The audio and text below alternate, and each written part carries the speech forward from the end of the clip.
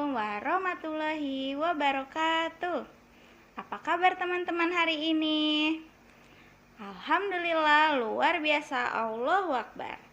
Nah, kali ini kita akan bercerita tentang kapal besar yang dibuat oleh Nabi Nuh alaihissalam.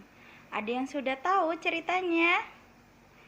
Kira-kira seberapa besar ya kapal yang dibuat sama Nabi Nuh alaihissalam? Kira-kira siapa saja yang boleh masuk ke dalam kapal itu? Ada yang tahu? Nah, kita langsung saja cerita. Ayo. Nabi Nuh alaihissalam merupakan nabi keempat setelah Nabi Idris. Nabi Nuh menerima wahyu dari Allah Subhanahu wa taala pada masa kekosongan di antara dua rasul.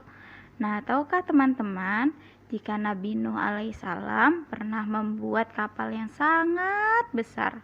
Kapal itu terdiri dari 3 tingkat. Tingkat pertama diisi oleh hewan-hewan, tingkat kedua diisi oleh manusia, sedangkan tingkat yang ketiga diisi oleh burung-burung. Kira-kira kenapa ya Nabi Nuh alaihissalam membuat kapal sebesar itu?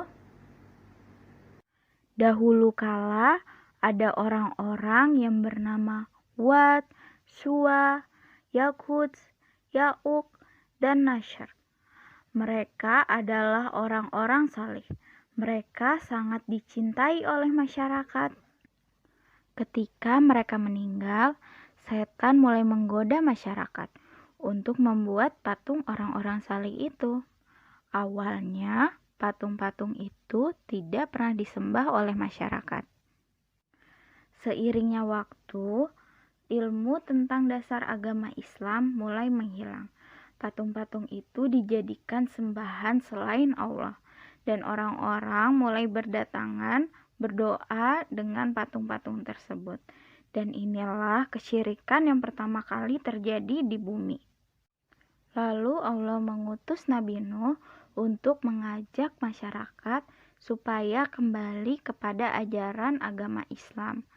Allah ingin mereka meninggalkan patung-patung yang disembah selain Allah. Nabi Nuh melakukan dakwah siang dan malam, tetapi mereka tetap tidak mau menerima nasihat dari Nabi Nuh. Mereka tetap berbuat kesyirikan. Bahkan mereka menutup telinga dan wajah mereka ketika dinasehati dasar agama Islam. Mereka menganggap dirinya pintar, tidak bodoh mengikuti ajaran Nabi Nuh. Kaum orang kaya sebenarnya ingin mengikuti ajaran Nabi Nuh, namun mereka tidak ingin bergaul dengan kaum miskin, dan mereka ingin kaum miskin untuk disingkirkan terlebih dahulu. Namun Nabi Nuh berkata, ajaran agama Islam ini dibuat untuk semua orang, baik yang kaya, baik yang miskin, baik yang pintar ataupun yang bodoh.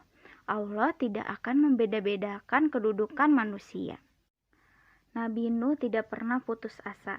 Nabi Nuh tak kenal lelah berdakwah selama 950 tahun. Tetapi kaumnya semakin memusuhi Nabi Nuh. Akhirnya Nabi Nuh mengadukan perbuatan kaumnya kepada Allah. Nabi Nuh berdoa supaya Allah membinasakan mereka semua. Dan Allah pun mengabulkan doa Nabi Nuh. Mereka akan menerima hukuman dari Allah dengan mati tenggelam. Kemudian Allah memerintahkan Nabi Nuh untuk membuat kapal yang sangat besar. Melihat hal ini, orang-orang kafir mulai mengejek Nabi Nuh. Untuk apa membuat kapal besar? Daerah ini kan tidak ada air. Tetapi Nabi Nuh tidak pernah putus asa. Nabi Nuh tidak pernah mempedulikan ejekan dari orang-orang kafir itu. Setelah kapal tersebut dibuat, kapal tersebut merupakan kapal pertama di dunia. Allah memberikan wahyu kepada Nabi Nuh, bersiaplah kau, jika tiba perintahku, bawalah semua kerabatmu ke dalam kapal, dan semua jenis makhluk hidup di bumi, dan berlayarlah atas izinku. Dan Nabi Nuh menyuruh orang-orang beriman dan hewan-hewan naik ke atas kapal. Setelah beberapa saat kemudian, hujan lebat mulai turun, banjir besar pun datang, dan lama-kelamaan bumi mulai tergenang oleh air. Namun, kapal Nabi Nuh tetap berlayar, didampingi oleh bacaan Bismillahirrahmanirrahim wa mursaha yang terus bergema dibacakan oleh orang-orang yang menaiki kapal Nabi Nuh. Dan orang-orang kafir berlarian ke atas gunung. Kemudian Nabi Nuh melihat Kan'an anak sulungnya dan berteriak untuk ikut bersamanya menaiki kapal. Namun Kan'an tidak mau berlindung dengan kapal ayahnya dan tetap menyelamatkan diri dan berlindung di atas gunung. Dan Kan'an pun dihukum oleh Allah karena tidak menuruti perkataan ayahnya dan telah menyimpang dari ajaran Nabi Nuh. Sementara itu, mereka semua yang berada di kapal Nabi Nuh pun selamat. Mereka terus berlayar hingga Allah memerintahkan hujan untuk berhenti.